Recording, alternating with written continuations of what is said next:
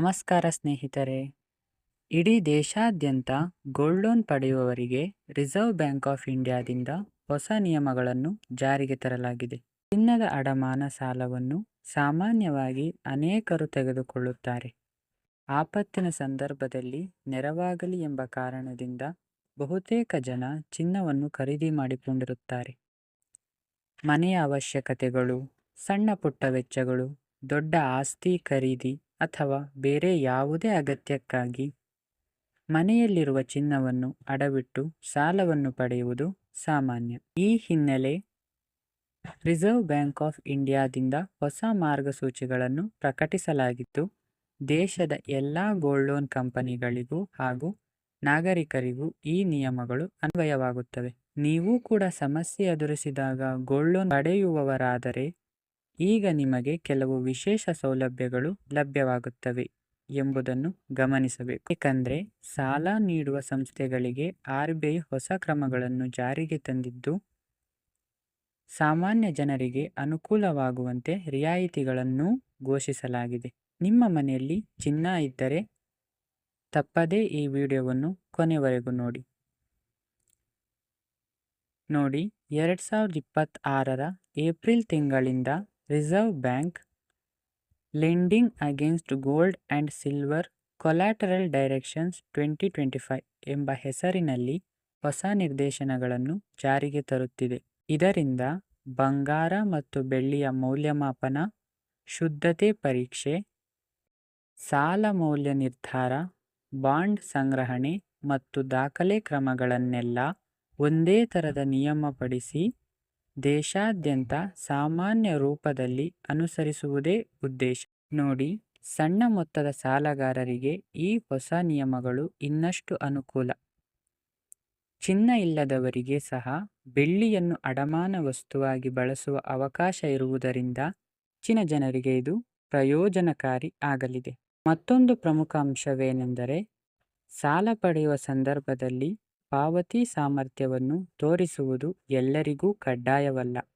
ಹಾಗೆಯೇ ಕುಟುಂಬದ ಪರಂಪರೆಯಿಂದ ಬಂದ ಚಿನ್ನವಾಗಲಿ ಅಥವಾ ಕುಟುಂಬ ಸ್ವಾಮ್ಯದ ಮಾಹಿತಿ ಸಾಬೀತುಪಡಿಸುವ ದಾಖಲೆಗಳಿಲ್ಲದಿದ್ದರೂ ಸಾಲ ಪಡೆಯಲು ಅವಕಾಶ ನೀಡಲಾಗುತ್ತದೆ. ಈ ಹೊಸ ನಿರ್ದೇಶನಗಳ ಮುಖ್ಯ ಅಂಶಗಳನ್ನು ಗಮನಿಸುವುದಾದರೆ, RBI ಹೊಸ ನಿಯಮಗಳು ಎಲ್ಲ ಬ್ಯಾಂಕ್ಗಳು, ಸಹಕಾರ ಬ್ಯಾಂಕ್ಗಳು ಹಾಗೂ NBFC ಸಂಸ್ಥೆಗಳಿಗೆ ಕಡ್ಡಾಯ. ಬಂಗಾರ ಅಥವಾ ಬೆಳ್ಳಿ ಬಾಂಡ್ ಇಟ್ಟುಕೊಂಡು ನೀಡುವ ಎಲ್ಲ ಸಾಲಗಳಿಗೂ ಈ ನಿಯಮಗಳು ಅನ್ವಯಿಸುತ್ತವೆ.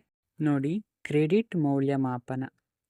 2.5 ಲಕ್ಷಕ್ಕಿಂತ ಹೆಚ್ಚಿನ ಸಾಲಕ್ಕೆ ಹಣಕಾಸಿನ ಸ್ಥಿತಿ ಮತ್ತು ಪಾವತಿಸಬಲ್ಲ ಸಾಮರ್ಥ್ಯವನ್ನು ಪರಿಶೀಲಿಸುವುದು ಕಡ್ಡಾಯ. ಇನ್ನು LTV ಲೋನ್ ಟು ವ್ಯಾಲ್ಯೂ ಗಡಿ 2026ರಿಂದ ಹೊಸ ಮೌಲ್ಯಮಾಪನ ಗಡಿ ಜಾರಿಗೆ ಬರುತ್ತದೆ.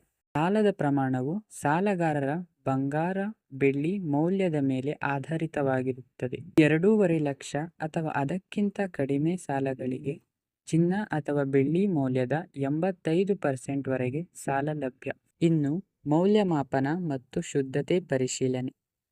ಬಂಗಾರ ಬೆಳ್ಳಿಯ ತೂಕ ಮತ್ತು ಶುದ್ಧತೆಯನ್ನು ದೇಶಾದ್ಯಂತ ಒಂದೇ ವಿಧಾನದಲ್ಲಿ ಪಾರದರ್ಶಕವಾಗಿ ಪರೀಕ್ಷಿಸಬೇಕು. ಪರಿಶೀಲನೆಯ ಸಮಯದಲ್ಲಿ ಸಾಲಗಾರ ಹಾಜರಿರಬೇಕು.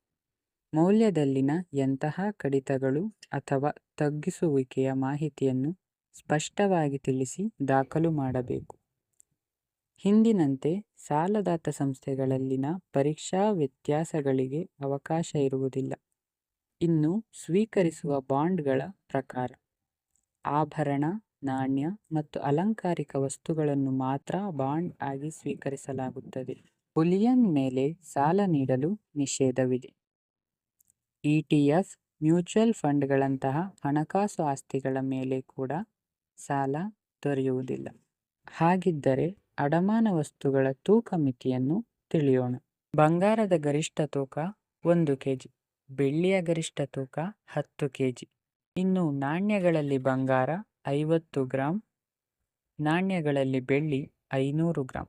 ಬಂಗಾರ ಅಥವಾ ಬೆಳ್ಳಿಯ ಮಾಲೀಕತ್ವ ಸ್ಪಷ್ಟವಾಗದಿದ್ದರೆ ಬ್ಯಾಂಕ್ಗಳು ಸಾಲ ಮಂಜೂರು ಮಾಡುವುದಿಲ್ಲ. ಇನ್ನು ಬಾಂಡ್ಗಳ ಸಂಗ್ರಹಣೆ ಮತ್ತು ಹರಾಜು ನಿಯಮಗಳನ್ನು ನೋಡೋದಾದರೆ, ಬಾಂಡ್ಗಳನ್ನು ಸುರಕ್ಷಿತ ಮತ್ತು ನಿಯಂತ್ರಣ ವ್ಯವಸ್ಥೆ ಇರುವ ಶಾಖೆಗಳಲ್ಲಿ ಮಾತ್ರ ಸಂಗ್ರಹಿಸಬೇಕು. ಸಿಬ್ಬಂದಿ ನಿಯಂತ್ರಣ ಹಾಗೂ ಮೇಲ್ವಿಚಾರಣೆಯು ಕಡ್ಡಾಯ. ಹರಾಜಿಗೆ ಮುನ್ನ ಸಾಲಗಾರರಿಗೆ ಅಗತ್ಯ ನೋಟಿಸ್ ನೀಡಬೇಕು. ಹರಾಜಿನ ಸಮಯದಲ್ಲಿ ಕನಿಷ್ಠ ಬೆಲೆ ಪ್ರಕಟವಾಗಬೇಕು ಹಾಗೂ ಅದಕ್ಕೆ ಸಂಬಂಧಿತ ವ್ಯಕ್ತಿಗಳಿಗೆ ಹರಾಜಿನಲ್ಲಿ ಭಾಗವಹಿಸಲು ಅವಕಾಶವಿಲ್ಲ. ಈ ಹೊಸ ವ್ಯವಸ್ಥೆಯಿಂದ ಇದರ ಮೂಲಕ ಜನರು ಅಗತ್ಯವಿದ್ದಾಗ ಚಿನ್ನ, ಬೆಳ್ಳಿಯನ್ನು ಸುರಕ್ಷಿತವಾಗಿ ಅಡವಿಟ್ಟು ಸಾಲ ಪಡೆಯಲು ಸಾಧ್ಯವಾಗಲಿದೆ.